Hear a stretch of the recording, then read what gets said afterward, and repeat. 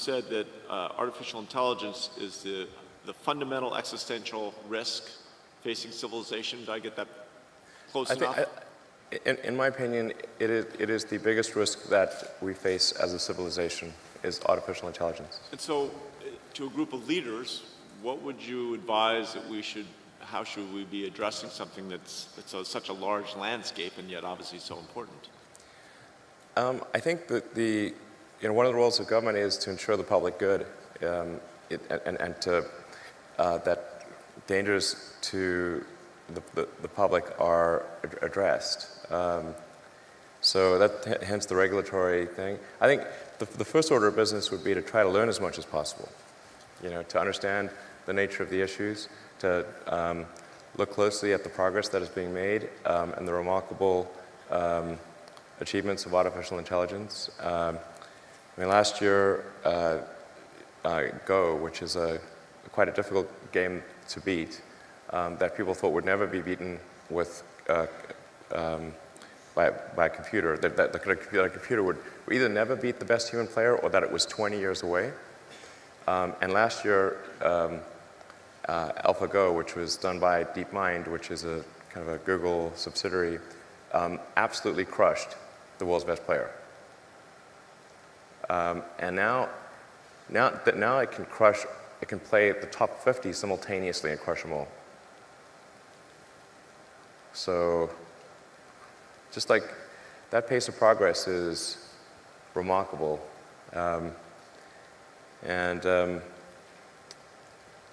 you can see more and more coming out. I think the robotics, you can see robots that can learn to walk from nothing, within hours, like way faster than any biological being. But the thing that's most dangerous is, and it's the hardest to kind of wrap, kind of get your arms around because it's not a physical thing, is kind of a deep intelligence in the network. He said, well, what harm could a deep intelligence in the network do? So, well, it could start a war by doing fake news and spoofing email accounts and fake press releases, and just by manipulating information. The pen is mightier than the sword. As